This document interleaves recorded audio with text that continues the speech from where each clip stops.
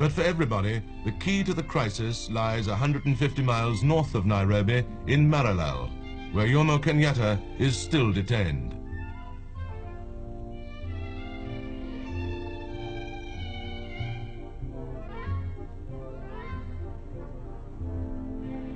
Kenyatta has just been allowed to give his first press conference since his conviction 9 years ago, and Nigel Ryan flew to Maralal to interview him for this program. Mr. Kenyatta, some people here are afraid that your release from custody would be a signal for more tribal violence in Kenya. That is not so. You think there is absolutely no danger of... No danger at all. That's only imaginary danger. How would you summarize your policy? Political policy? I am an African nationalist, wanting my people to have their own independence, just like any other country. I don't think there is any reason why Kenya will not get her independence today. Look at Tanganyika, look at Somaliland, look at Sudan just next door.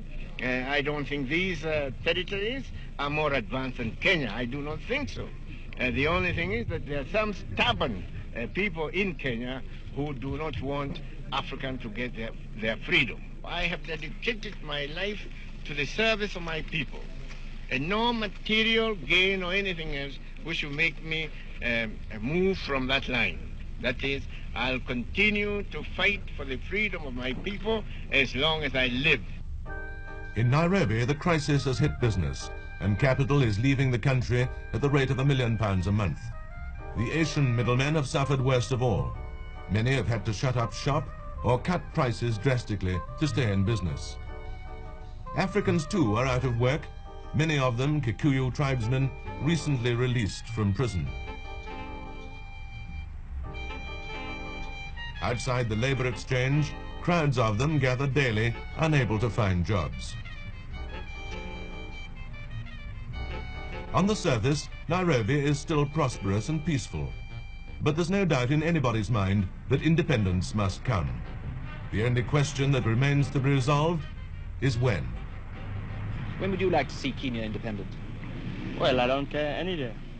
Immediately.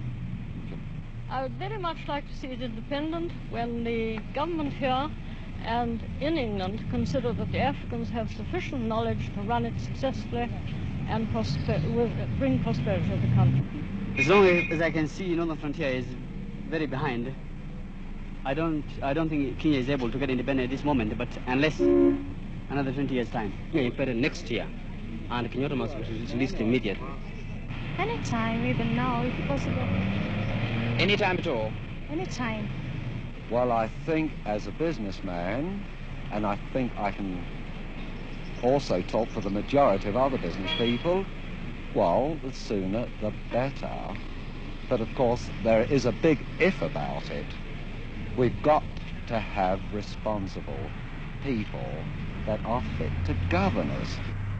For the moment, the crisis seems to have eased. But among the white settlers in Nairobi and the surrounding countryside, the memory still remains of the 95 Europeans and hundreds of Africans who were hacked to death in the days of Mau Mau violence. If Europeans stay on, will there be more violence? If they leave, will there be another Congo? At both ends of the scale, views are strong, feelings run high. Can there be a compromise, or must there be a collision? The answer to this depends, I think, on two factors. Will the Africans pause for a moment in the race for independence to realize that in their own best interest they must make it attractive for Europeans to stay on? And for their part, are the Europeans ready in their heart of hearts to accept that Kenya is not a county of the British Isles, but part of a rapidly evolving Africa?